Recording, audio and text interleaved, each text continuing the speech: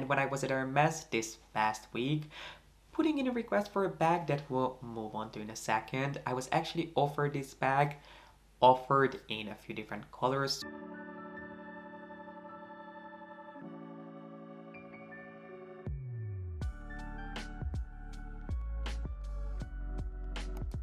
Hello my friends, due to popular demand, today's video is going to be my 2022 luxury wish list, which to be honest with you, I wasn't sure if I was going to do this year just because there haven't been that many pieces that I've been dying to get. So instead of saying that, right, these are the pieces that are definitely coming home with me, I figured we could have an open discussion, which hopefully will help me make up my mind and maybe give you some inspiration for pieces that you could add to your wish list. Speaking of which, I cannot wait to hear what you're hunting for, so please be sure to let me know in the comment section. And without further ado, if you'd like to see the pieces that I have been toying with the idea of picking up, including some homeware pieces from brands that we don't talk about enough on here, a couple of new ready-to-wear pieces that are really quite tempting, and of course some Hermes bags, one of which I might have just put in a request for, then please be sure to give this video a thumbs up and keep on watching. Let's start with a brand that I don't think you've ever heard me talk about, at least not in depth on here, which is Fendi. I have been so inspired by Fendi that I actually pulled out a bag that I own from them, which I hadn't used in probably years, but ever since Kim Jones took over the creative direction of their women's line, I've been seeing more and more pieces from them that pulled on my heartstrings. And even though Kim Jones is only technically responsible for their women's line, I feel like whatever he does on that line and whatever direction he's taking the brand in, everything else will follow, including their men's line, which means that their men's line has been getting better and better. And to give you one example, the look that I am planning on pre-ordering from their fall winter show is going to be this one from the runway, which I'll put in here. It consists of a pair of high-waisted pants, which are actually quite similar in terms of the silhouette to the Dior ones that I have basically been living in. If anything, the Fendi ones might be even a little bit higher waisted, but the pants themselves are really similar silhouette. They were matched with this cropped short-sleeved blazer, which it's not the first time that they're doing it, but this is the first time that I saw it styled with a pair of pants where I felt like that it's something that I could also pull off. So I'm still torn when it comes to the blazer, but the pants are definitely being added to my collection. I have been told by Fendi that this look is going to be part of drop 2 when it comes to this line, so pre-order should be opening up in the next couple, maybe few weeks, and as soon as pre-order opens up, I'll let you know on my Instagram, and I'll also update you on what I ended up pre-ordering. But the pants are 100% coming home with me, and then the blazer I'm still considering. Next up is a piece from another Italian house that I have been slowly but surely getting into, and it's also something that I teased in my Berlin vlog, which I would love to pick up a piece from the Bvlgari Serpenti line this year. Obviously, I have done a dedicated video on Bvlgari and the brand as a whole, so if you're interested, I'll make sure to have that video linked down below. But if there is one line from the brand that I think is worth investing in, it's definitely their Serpenti line. Mainly because if you know me, you know that I'm incredibly superstitious. I believe in signs, I believe in pieces having deeper meanings to them. And the first time I saw the Serpenti line, I was told that they were actually inspired by this cycle of life and you having a new beginning. They were inspired by snakes shedding their skin, and as they do, they take on a new life and a new adventure, which I first of all loved. And then I was also told that serpentes or serpents and snakes were seen as guardian figures in ancient Greek and Roman mythology. So It's just all around a lucky charm that I feel like I need to have in my life.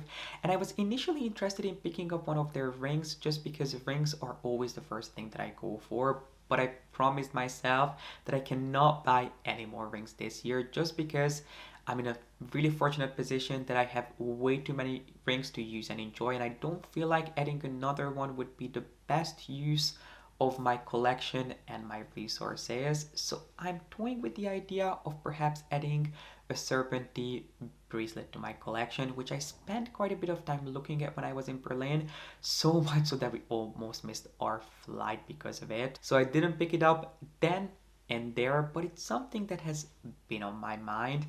I'm not exactly sure if I'm the kind of person who would want to wear a full-on paved bracelet 24/7. I'm just not sure if it would suit my lifestyle and my aesthetic. And obviously, because these are such pricey pieces, they're worth thinking about and making sure that you make the right investment when it comes to these pieces. Because what's the point of buying something that you're only going to be able to pull out once a year when you're going to a special event or a special occasion, especially if you're like me and you barely ever even leave your apartment. So that I'm definitely going to think about, but it is a piece that sounds tempting. And I feel like if you have been toying with the idea of picking up a designer fine jewelry piece, but you don't want to go down the same path that some people do with Cartier and Van Cleef, especially their more popular pieces, Bulgari definitely has some interesting creations for you to look at. Now, I'm not saying by any means that Bulgari is understated, under the radar, or unknown. Obviously, it's an established house, but I don't see nearly as many of their pieces as I do from other popular designer jewelry houses. Shall we talk a little homeware, which I feel like is a topic that I haven't done too much content on recently, even though I would love to. But that's because I'm not supposed to be buying that much homeware this year. Long story short, and I don't want to bore you with the details, this year we'll have to decide whether we want to stay in Europe a little bit longer or if we want to move back to New York. And if we decide to move back, the last thing I want is to have all these brand new pieces that I'll have to figure out how I want to move with. So these pieces are subject to change, but if I was allowed to buy some homeware pieces right now, these are the pieces that I would be exploring. So let me start with some Dior Maison pieces, which is the homeware line by Dior, which I feel like is one of the most underrated lines out there when it comes to luxury homeware. I really don't see too many people, if anyone, talking about their incredible homeware creations. But if I was to start, I would definitely start with their china. Some of their china and their porcelain pieces are beautiful.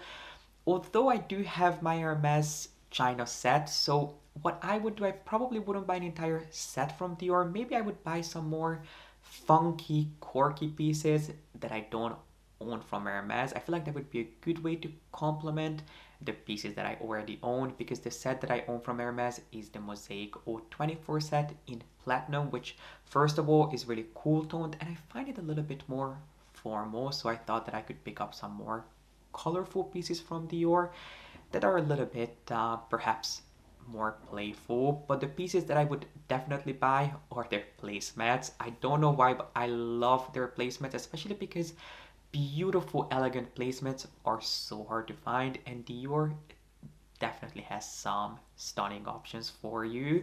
And then the other category that I haven't seen too many people talk about, which I cannot understand why this line doesn't get more hype and attention from Dior. And this creation is their wallpapers. Did you even know that Dior creates wallpapers? Because I didn't for the longest time, but I have noted that you're going to adore their wallpapers if you like their iconic Toile de Joie print, which I do. Even though I don't think I own anything with that print on it, I have just been admiring it from the far because I wouldn't wear a t-shirt, a sweater, or a bag with that print on it. But this would be the perfect way for me to infuse it into my life without it actually being on me. This print is so incredibly iconic, artistic, and elaborate that if it belongs anywhere, it belongs on your wall. Now, I'm not sure if I would put this wallpaper up in a living room or in a bedroom. I think it would become a little bit overwhelming. But if you have a powder room, if you have a wardrobe, maybe even a bathroom that you want to spice up and make it look and feel more luxurious, this is the way to do it. Because genuinely, I feel like if you had this in a powder room or in your wardrobe, it would feel like you had an artist come over to paint a full-on mural on your wall, and it's probably not going to cost that much. I feel like this wallpaper, for the quality, for the way it looks, and what it adds to your home, is really reasonably priced. It comes in a few different colorways. Personally, I would either go for blue or one of the metallically finished ones, but thankfully you have plenty of colors to choose from. Whatever goes best with the color palette of your home, or whatever would stand out, you can take it either way. You can either make it part of a statement wall or just a little statement piece in your home, or you can have an entire room covered in Dior. You can go either way depending on what you prefer. But if you have not, definitely explore the Dior Maison collection. And the two pieces that I would be buying are their placements, maybe some of their glasses too, and their wallpaper. And then the other piece that I have been wanting to add into my life for a little while, and I would have thought that this is going to be the year, was a trunk. Now, I wouldn't buy a trunk for traveling. I don't think it would be the most practical way of traveling these days, but I would love to have a trunk in my home as a statement piece, perhaps to use it as a coffee table, as a nightstand, or maybe as, I'm thinking maybe I could use it as a bench in front of my bed. And obviously the obvious choice, or the first brand that would come to mind, would be Louis Vuitton, and I don't have anything against their trunks. I think they're absolutely stunning. And if you've always wanted a Louis Vuitton trunk, may I give you the suggestion of looking on Fashionphile, because I have seen Fashionphile stock some incredible Louis Vuitton trunks at a fraction of the price. If I can find any right now, I'll make sure to link them down below for you. But you can find some true steals when it comes to Louis Vuitton trunks on Fashionphile, or you can obviously order them from the brand too if they don't have the exact one that you're looking for, because Louis Vuitton, I mean, that's what they're known for. So Louis Vuitton is not out of the conversation. It's definitely a brand that I would consider when it comes to trunks. But two other brands that I'm leaning towards would either be Goyard, which I have not been to a Goyard store in a couple of years. Well, maybe at this point it's been a few years actually, but I would consider picking up a Goyard trunk, probably in black or white depending on which firm I would use it in, or even Dior, which Dior did a collaboration with Vespa, I think, for fall winter 2021, and that collection included a couple of trunks in different sizes, which I'm not exactly sure if they're still around, if they could be ordered, how limited they were, or how you would even go about getting them, which I should probably ask about next time I'm at Dior. But I usually don't like to do that. I don't like to ask people to do research for me on pieces that I'm not seriously considering, and even though it's something that I would love to have, I probably wouldn't buy until we decide what's next for us and where we're going to be long term. But the Dior trunks, I'm definitely tempted by, and I feel like when it comes to me getting my first trunk for my home, it's probably going to be either a Goyard or a Dior trunk. And last but most certainly not least, let's talk about a couple of Hermes bags that are currently on my radar. And this first one, when you hear the name of this bag, you're probably going to be like, I cannot believe you're still talking about it. This bag has been on and off your wish list for the past 2 years. You should just go and get it. And I completely agree. I need to pull the trigger, get this bag, and stop talking about it, because I will have the need for a bag like this in the next couple of weeks, and you'll see why. I'm not trying to be mysterious. I just don't want to jinx things, but you'll see why I need a bag that's super easy to use, that's convenient, that's hassle-free, that you can throw on crossbody and not have to worry about it, because it's easy to clean, it's easy to use, and if something happens to it, it's not the end of the world, because it is quite hard wearing, and that is going to be the mini Evelyn, the Evelyn TPM in size 16. This is a bag that I've decided that I'm just going to get, test, and come back to you with my review because I've been thinking about it. I've been going back and forth whether I should get it or not.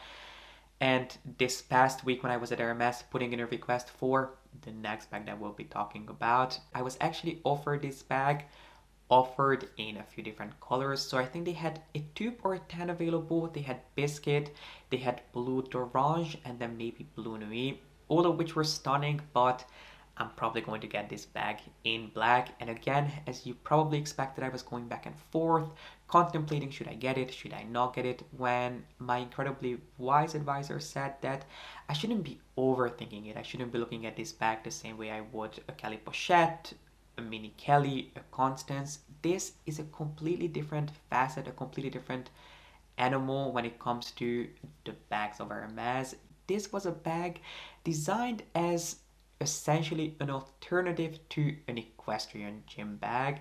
This was designed so when a horse rider would go to the stable, they could take their brushes, their grooming essentials, even their boots and their helmets, and they could throw everything into this one bag. That's actually why you have those perforated little holes that make up the edge on the back of the bag, so there is air circulation going in and out, so your bag never gets smelly or moldy if you have sweaty boots and grooming brushes in. And if you're wondering what I was even doing at Hermes when I had a chance to look at the Evelyns, I was actually invited to put in a request for my next bag. If you have not seen my Hermes journey video explaining the latest system at my local boutique, make sure to have it linked up here. But basically I got my Constance a few months ago at this point, which I took the time to use and enjoy, and I was invited to go in to place another request for a new bag for the upcoming season or year, depending on how long it's going to take for this bag to come in. And if you're wondering what bag I asked for another Mini Kelly, which I know I've said that I'm tapped out at 3, but there is still one color that I would love to hunt down. And I'm not sure if I'm going to be able to, because I know for a fact that my home store officially stopped taking requests for Mini Kellys. So we'll have to see if I end up getting squeezed onto the list or not. If I don't, I completely understand.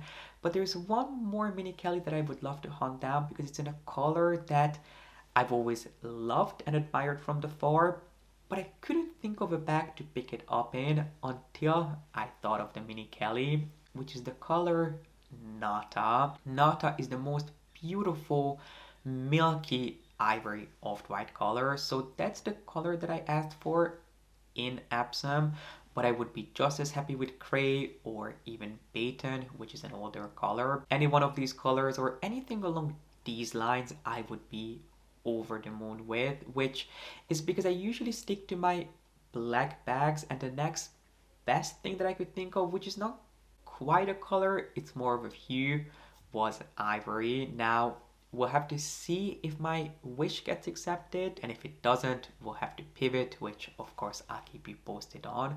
But I thought that getting another Mini Kelly before it gets discontinued, which is a conspiracy of mine, I do think that the Mini Kelly isn't going to be around forever. I don't know this for a fact, I have not heard anything, so I never want to start any rumors, but I do have a suspicion that it was supposed to be a limited edition bag, and at the end of the day it won't be around forever and ever. And before it gets taken away from us, I would love to add it to my collection in a lighter color, because Nata, Cray, Baton, those are not colors that I would ever add to my life in a larger bag, because I don't really think I would have the easiest time styling them. But getting it in a smaller size is just the perfect way to start infusing some lighter tones into my wardrobe. These are all the luxury pieces that have been on my mind. What have been on yours? Please let me know in the comment section what pieces you're adding to your wish list this year. I love getting inspired by you, and I cannot wait to read your comments. And if you enjoyed this video, make sure to give it a thumbs up and don't forget to subscribe. And as always, thank you so much for watching. I appreciate you being here, and I hope to see you back here with a new video really soon. But for now, Bye.